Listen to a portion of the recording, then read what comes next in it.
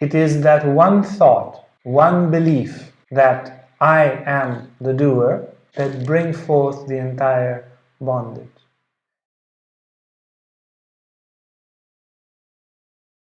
So, welcome back to the comments on the Gita. We will have today from our Karma Yoga chapter 3, verse 27 of the Bhagavad Gita. In this translation it says, all activities are carried out by the three modes of material nature, but in ignorance the soul, deluded by false identification with the body, thinks itself to be the doer. I repeat. All activities are carried out by the three modes of material nature. But in ignorance, the soul, deluded by false identification with the body, thinks itself to be the doer. So you see, as I'm speaking now, being diluted and ignorant myself, as the text describes, I believe that I am speaking. What Krishna says is that my speaking at this moment is simply a natural unfoldment of the three modes, or of what is called the gunas, which, to be compared, it is like you have a fan, or like one of these windmills that moves not because someone moves it. There is a difference of the air pressure. So there is a certain dynamics between the three gunas, tamas or inertia, rajas and activity, and sattva and balance. And activity somehow reaches a peak and then goes towards inertia. Inertia accumulates, condenses and moves towards action. And sattva is balancing them. And it's a certain natural flow of things.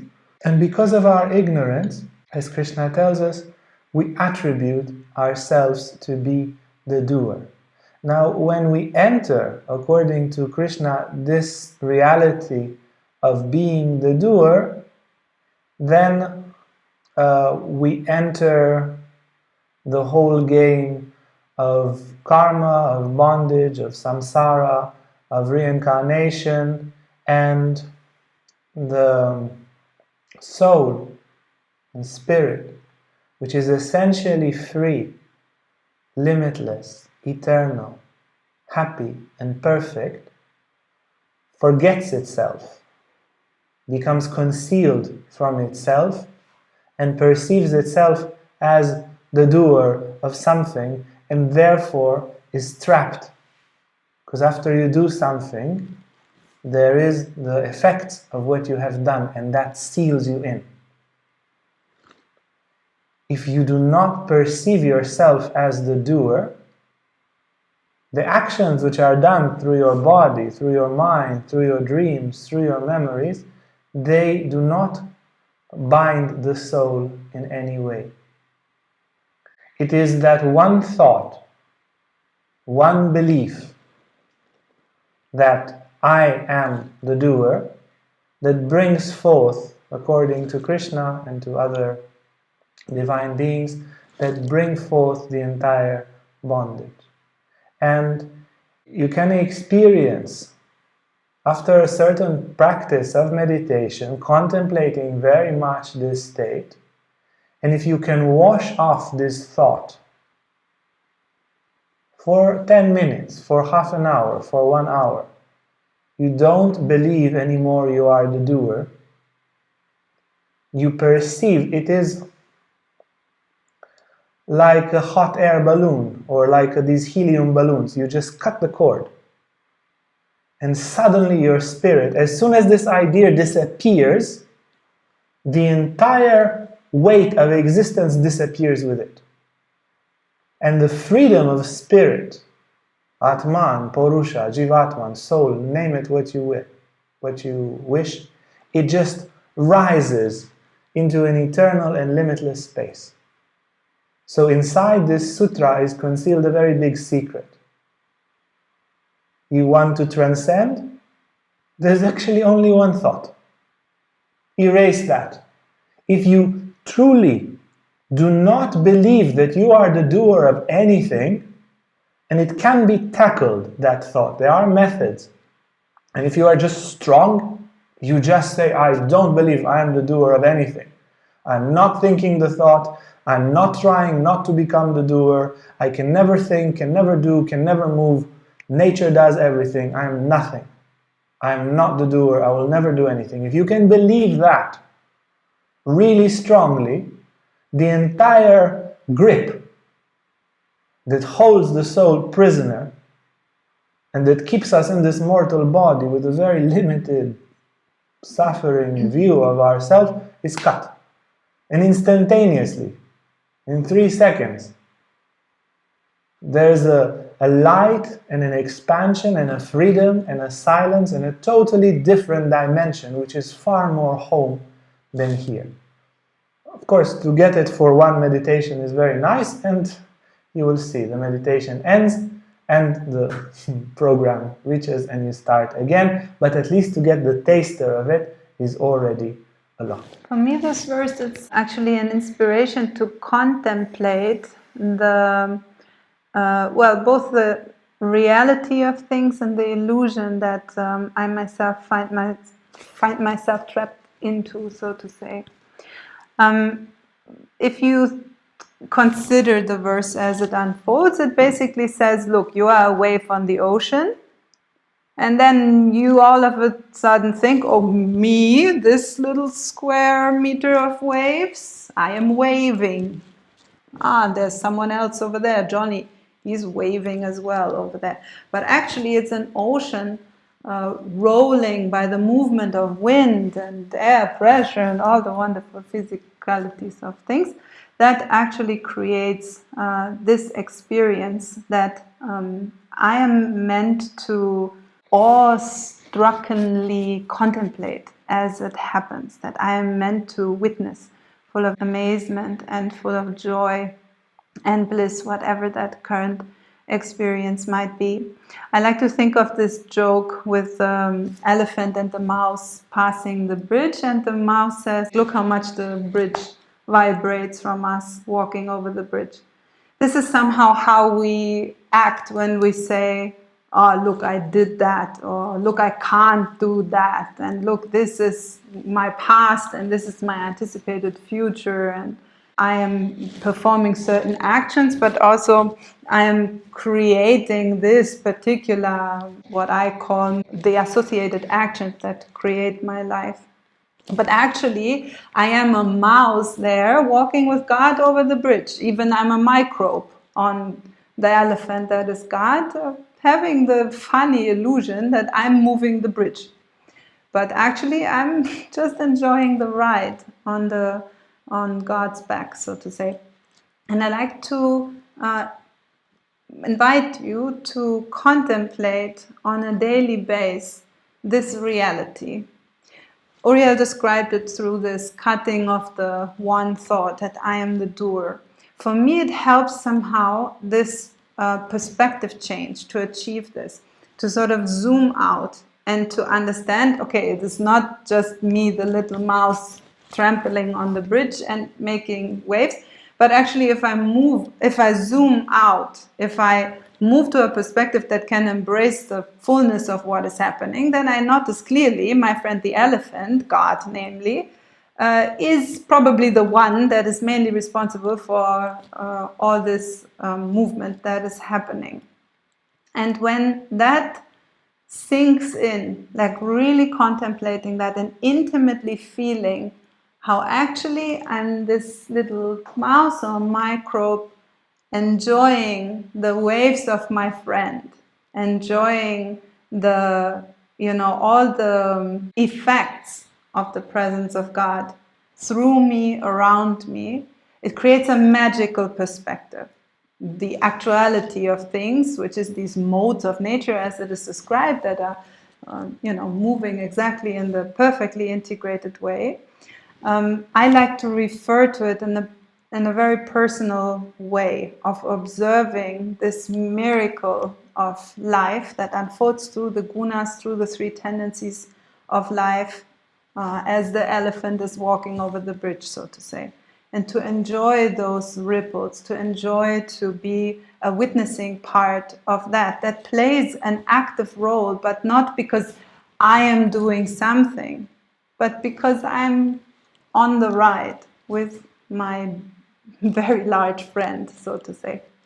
So I would like you to contemplate what might be your way of zooming out from this illusory idea that sort of keeps us on this blinders vision, tunnel vision of, okay, me, I'm doing this and this is blah, blah, blah, and then all the attitudes, agendas, problems that are connected to that. But what allows you to really zoom out and have this magical viewpoint? Maybe it helps you to understand that you are breathing the same air as everybody else, that the atmosphere is continuously transporting all the little molecules around and connecting you to the big stream of life with every breath that you take. Maybe it helps you to zoom out and gain the bigger picture of what is currently happening through you. Maybe you can understand all the things that led to you doing this that you had zero influence on. For example, just the fact that you were bestowed with a wonderful life, that it came to be, that your mom and dad came to interact in a way that you came out of it, and so forth. Really contemplating the miracle of this happening, what is happening right now, through you, around you, and so forth. And then see if this can allow you to cut the string, like Uriel put it, of the identification with what you are doing, and rather moving on the back seat and enjoying the view as things unfold. And please like and subscribe.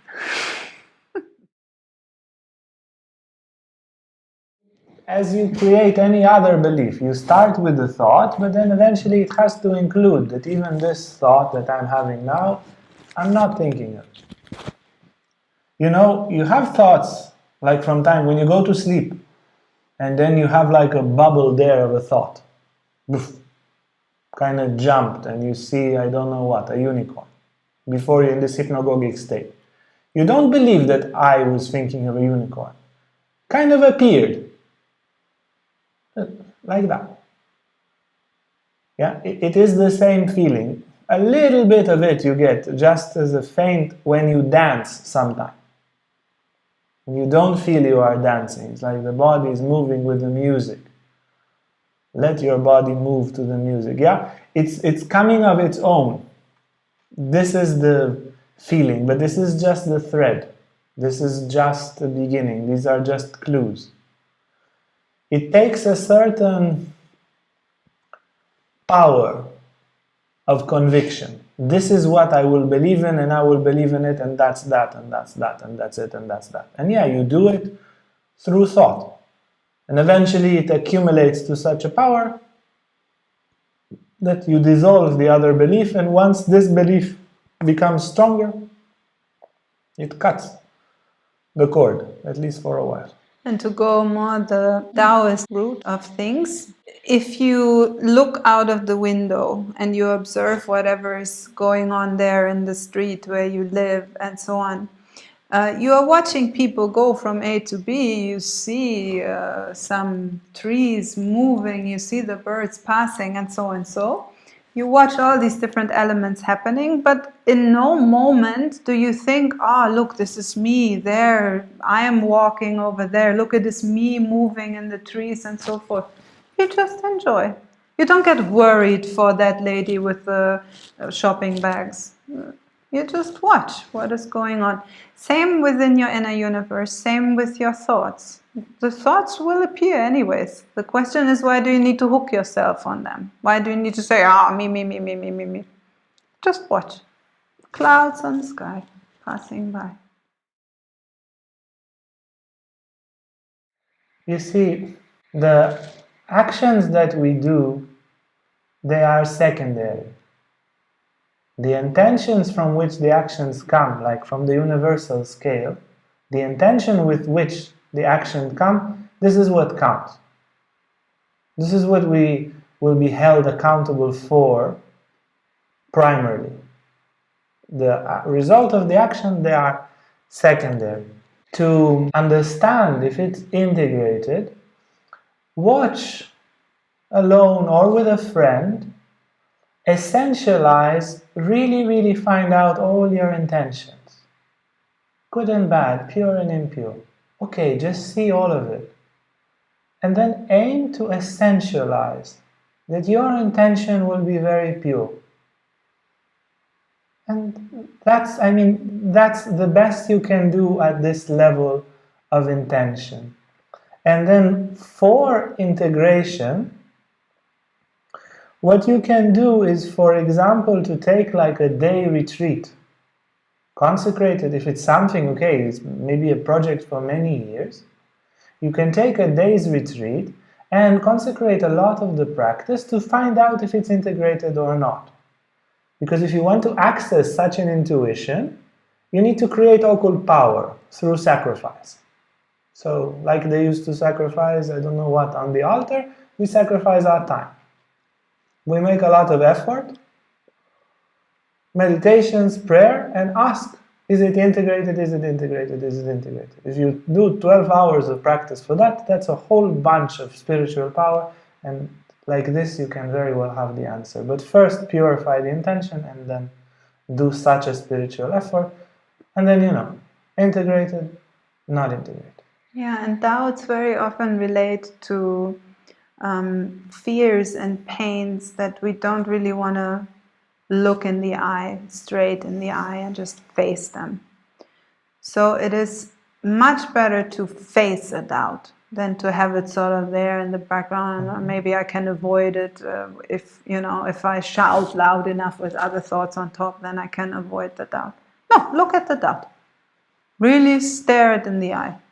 And it will reveal, because usually it's something that you avoid within yourself that just needs attention, awareness to be held within presence so that it can integrate itself again. And then the doubt will disappear. And that's it. It doesn't have to come back anymore.